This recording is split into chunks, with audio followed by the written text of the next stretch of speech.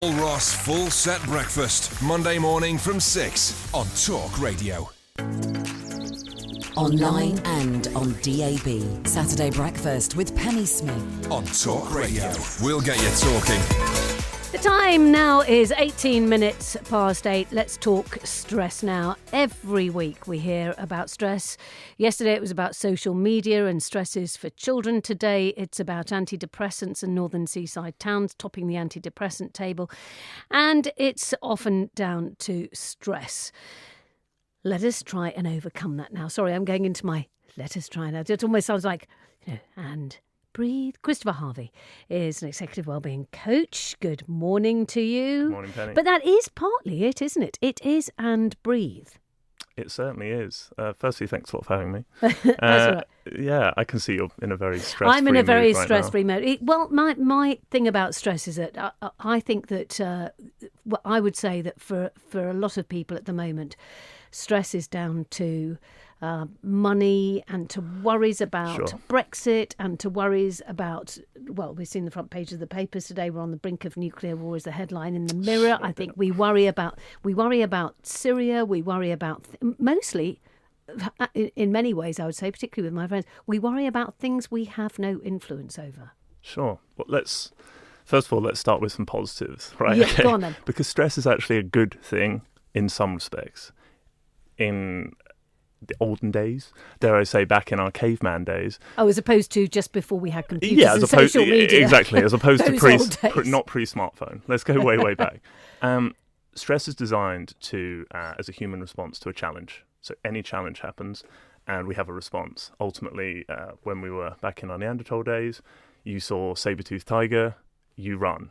Your stress response tells you that you need to run away. Now, what happens in your brain is you have a part of your brain called the hypothalamus that tells you whether or not something is in fact stressful and you need to respond or not. There's a chain reaction from there. Hormones start flooding into your body. You have hormones like cortisol, which we all have heard of, I'm sure. You only have to Google stress and it comes up. First thing, stress hormone. That combined with adrenaline pumping through your body, telling your body that you need to either fight or flight. Now, the problem is what used to be the saber-tooth has now become the Bluetooth. And we have constant reminders, constant stressors coming into our lives, whether it's smartphones, like you say, whether it's demanding work hours, whether it's demanding children, a challenging work environment. Demanding parents. Social media. I'm just thinking about that at the moment, on. Particularly because, of course, it's Easter. So quite a lot of people, because it's a four-day holiday, as it were, almost, for a lot of people, it's a time when families get together, and that is also stressful. Sure. So let us take us through. We do only have 10 minutes. I can't believe we only have 10 minutes to deal with such a large topic. Stress-free 10 minutes. Stress-free 10 minutes. Take us through what we should be doing.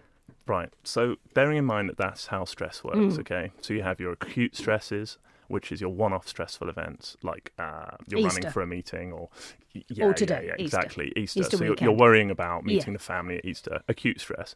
Episodic acute stress, just to use some of the jargon, that's if that event happened every single day or even every single hour. It starts to build up and your brain starts to get not used to it, but starts to regularly have to use the same fight or flight sequence, okay?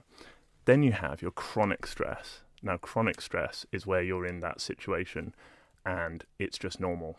And that's become your normal way of operating.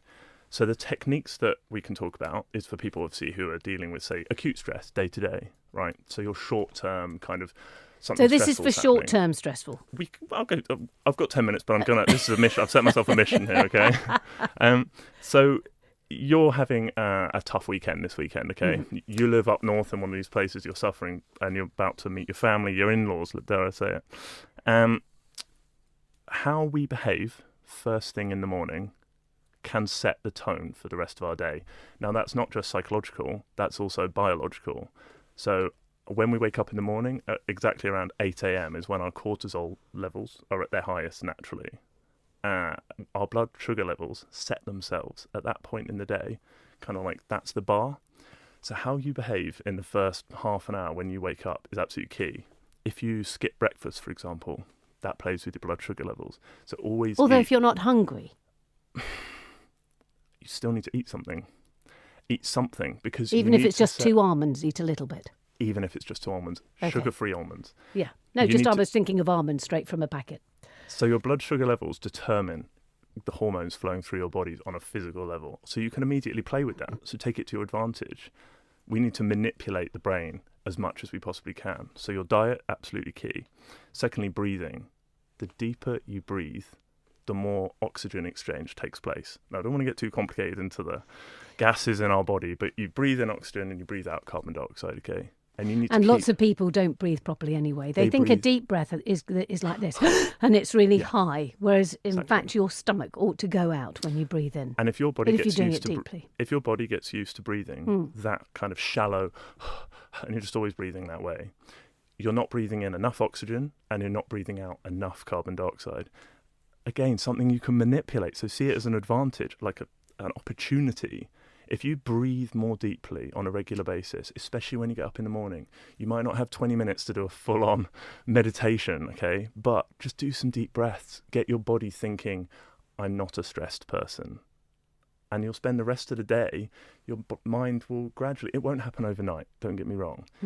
But it may, in a month, 6 months, a year, you can change the way you're, again, to throw a big word out there, neuroplasticity. If you're really bored this Easter, go and Google it. It's fascinating. It's our ability to rewire our brains. If we can get ourselves into a predicament like chronic stress, we can get ourselves out of it. It is possible without medication. It just takes some serious hard work. Now, maybe we go into so your acute stresses, breathing exercises, meditation, yoga, anything that gets the blood pumping, oxygen flowing around your body is great. How about doing really serious housework? Again, great, because it's a distraction, if nothing else. I love a bit of tidying. Exactly. I did a lot. Yes, I've got a lot of work that I ought to be doing. So yesterday I tidied cupboards, did some deep cleaning. It was excellent. Yeah, haven't done my work, so I'm now stressed again. Fantastic. So, like I was saying before, you've got this acute stress and then you've got your episodic acute stress. So this type of stress is most people in our day and age. Sad state of affairs, but it's true.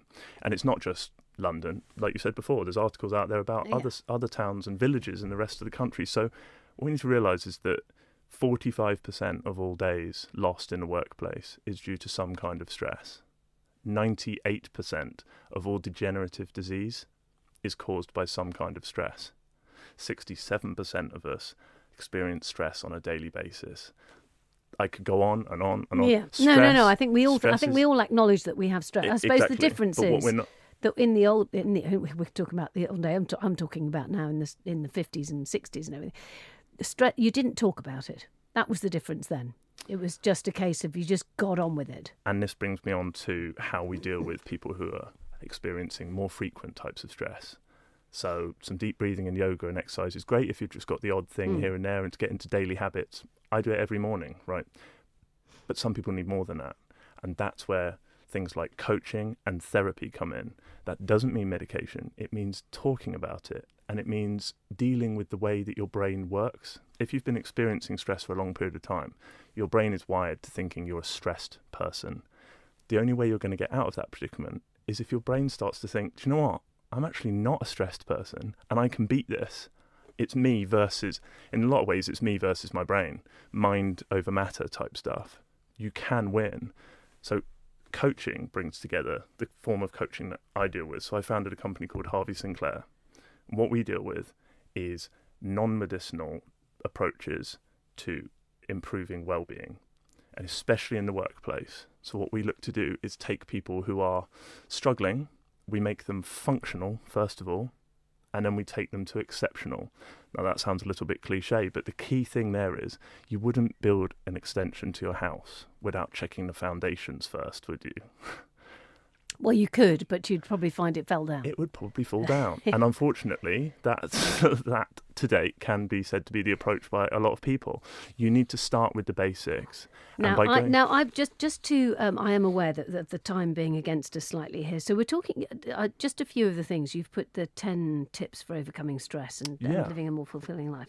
And apart from diet and setting yourself achievable goals, I suppose that's the other thing, is you say allow time to reflect on your successes. And that's always, that comes down to that thing about make sure that you can look in the mirror and see all the bad things, or you can look in the mirror and say, hey, still got my hair. Or still looking cool, or whatever you want, or whatever it is.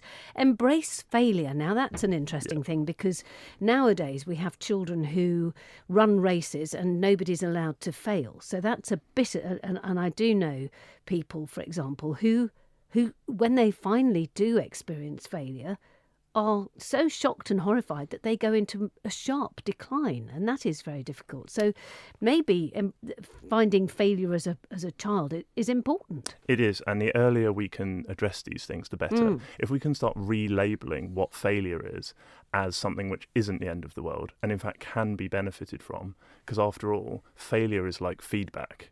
We learn what to do by knowing what not to do. It's like cooking. It's like cooking. Well, and it's like dating. It's like dating. Dating, you only cooking. know who you want if you know what you don't want. Yes, exactly. And so how would we ever get there to the perfect outcome if we don't know what imperfect looks like? Yeah. So the key is to change our perceptions about the way we think about the world.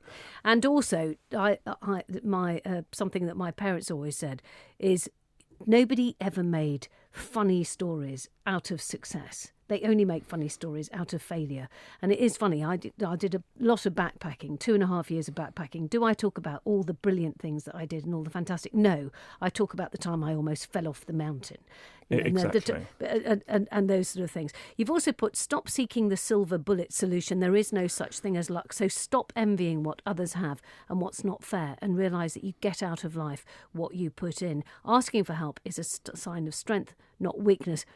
Could have told my dad that, actually, when we were trying to find ways around somewhere. No, we were never stopped to ask for help, never ask for directions. And don't label yourself. What do you mean by that? You literally have a minute. 1 minute, that's fine. So yes, no silver bullet. We'll touch on that one. So no silver bullet means you can't just reach for the medicine cabinet and expect to feel less stressed tomorrow. That's not how it works. And just likewise with all the other possible causes of stress, you have to start with the basics of how your brain works. Talk to a professional. Dare I say it, go to www.harvey-sinclair.com. Check out some of what's written on my website. Check out some of what I write about, and understand that you can beat this. Yeah. Thank you very much. That is Christopher Harvey, who is a coach. The time is 8:30. I tell you what, James Way, you can probably hear him from inside, even though it's a soundproof studio. You can probably hear him on his way in to talk about the newspapers in a minute. The Unexplained, tomorrow night.